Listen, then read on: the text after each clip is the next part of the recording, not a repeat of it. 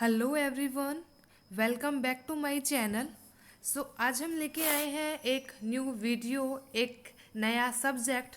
Videos जो है वो जेनेटिक्स से रिलेटेड मैंने पहले भी अपलोड कर रखी है, आप उसको चेकआउट कर सकते हैं।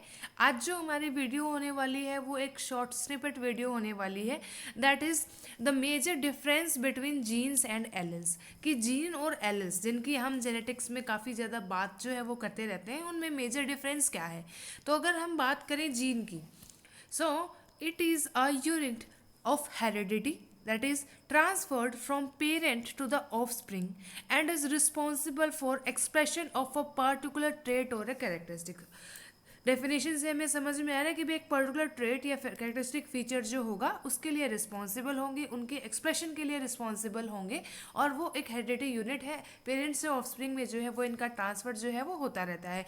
फॉर एग्जाम्पल यहाँ अगर हम बात करें क्रोमोसोम्स के ऊपर जो है वो जीन्स की पोजीशन की, this particular gene is responsible for hair colour, then this particular gene is responsible for a particular blood type and this particular color आई के लिए जो है वो रिस्पॉन्सिबल होगा, आई कलर के लिए रिस्पॉन्सिबल होगा, एंड द फाइनल और the last gene is responsible for the skin colour. So basically क्या होता है, क्रोमोसोम्स के ऊपर जो है वो अलग अलग पोजीशन में जीन्स जो है वो प्रेजेंट होते हैं, जो एक पर्टिकुलर ट्रेट, एक पर्टिकुलर फीचर के लिए जो है वो रिस्पॉन्सिबल होते हैं। और जैसा कि हम बात भी करें इनकी डेफिनेशन की, so DNA sequence which is transcribed and contribute to a phenotype, एक पर्टिकुलर आउटर जो कैरेक्टरिस्टिक्स हैं उनके लिए अगर वो कंट्रीब्यूट करे, और it resides it resides on chromosome. इनकी प्लेस कहाँ होती है, क्रोमोसोम के ऊपर इनकी जो है स्पेसिफिक पोजीशंस जो है वो होती है।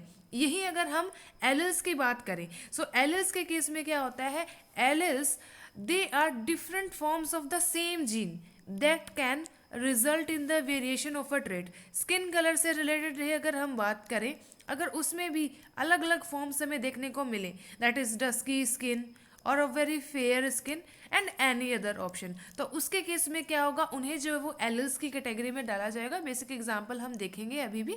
सो alternate form of the same gene, same gene की अल्टरनेट फॉर्म्स जो होंगी, और ये कहाँ पे प्रेजेंट होते हैं, same locus on the homologous chromosome. हमेशा होमोलोगस क्रोमोसोम के ऊपर जो है वो इनकी पोजिशन जो है वो रहेगी। फॉर एग्जाम्पल अब जैसे कि हम इसमें देखें, in this figure this is a homologous chromosome.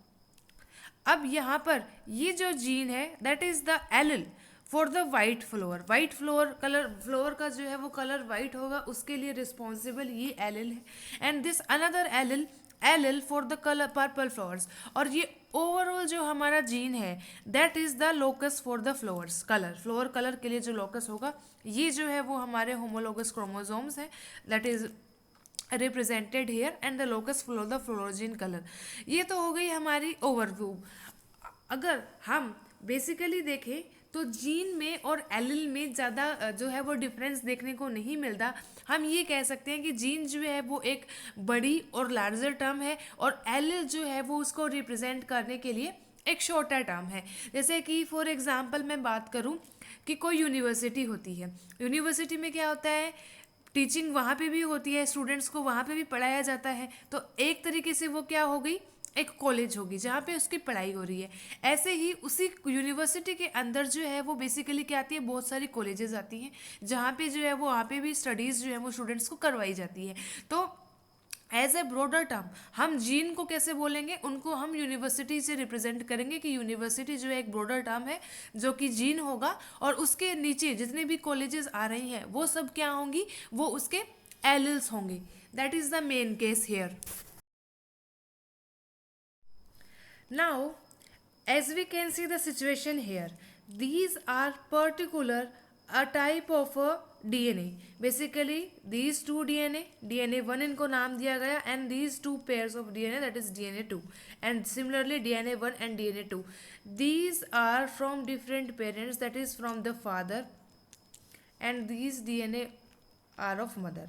अब इन पे अगर हम बात करें एक पर्टिकुलर ट्रेट के लिए जो रिस्पॉन्सिबल जीन्स जो हैं, अब ये जो कैपिटल ए और कैपिटल ए जो है वो क्या है, जीन्स हैं। लेकिन एलिल्स बेसिकली क्या होते हैं, एलिल्स बेसिकली एक रिलेशनशिप होता है कि इस पर्टिकुलर ए का इस पर्टिकुलर ए के साथ क्या रिलेशनशिप है, उसको हम क्या बोलेंगे, उसे हम एलिल बोलेंगे। जैसे कि फादर की साइड से आने वाला जीन जो है वो मदर की साइड से आने वाले जीन का एलिल लगता है, उसे हम एलिल की कैटेगरी में रखेंगे। अब यहाँ पे क्या है, कैपिटल ए क्या है, एक जीन है, लेकिन इन कंपैरिजन स्मॉल ए क्या है, वो कैपिटल ए का एलिल लगता है। उसे हम क्या कहेंगे, उसे हम ये नहीं कहेंगे कैपिटल ए जो है वो स्मॉल ए का जीन लगता है, हम इसे कहेंगे कैपिटल ए जो है वो स्मॉल ए का क्या लगता है, एलिल लगता है। एलिल वर्ड बेसिकली उनके लिए यूज़ किया जाता है जो सेम डीएनए के ऊपर प्रेजेंट होते हैं, ओके, उनकी सेम पोजीशन होती है और जिनका फंक्शन भी सेम ही होता है। तो अब अगर हम बात करेंगे ए और बी के बीच के रिलेशन की, सो ए और बी जो है वो एक दूसरे के एलिल नहीं है। एलिल हम उन्हें ही कहेंगे जो अलग अलग पेरेंट्स से आ रहे हैं, okay, not from the same parents. A और बी जो है वो क्या है, एज अ रिजल्ट एलिल्स नहीं है।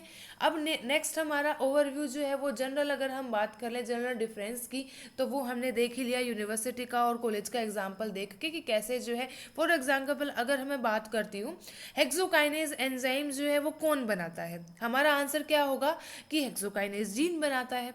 अब ये जीन कहाँ पे है, तो इसका आंसर क्या होगा, आंसर ही मतलब जीनोम के जो है में डीएनए जो है उसकी किस पोजीशन पर प्रेजेंट है वो जीन, तो वो उसे जो है वो उस पोजीशन के रेफरेंस में जो है उसे क्या कहा जाएगा, उसे एलिल कहा जाएगा। फॉर एग्जांपल अगर मैं यहाँ बात करूँ, सो कैपिटल ए और कैपिटल ए एक दूसरे के एलिल्स नहीं है, ये क्या है बेसिकली, ये एक दूसरे की रेप्लिकेटेड कॉपीज हैं, ओके।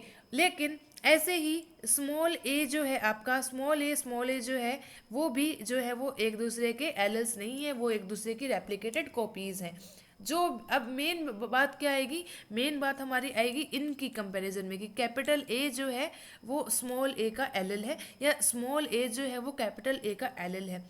इनकी जो है कंटेक्स्ट में जब भी हम कोई रिलेशन निकालते हैं उसके केस में जो एलिल्स का कनेक्शन जो है वो इसी फॉर्म में जो है वो देखने को मिलता है।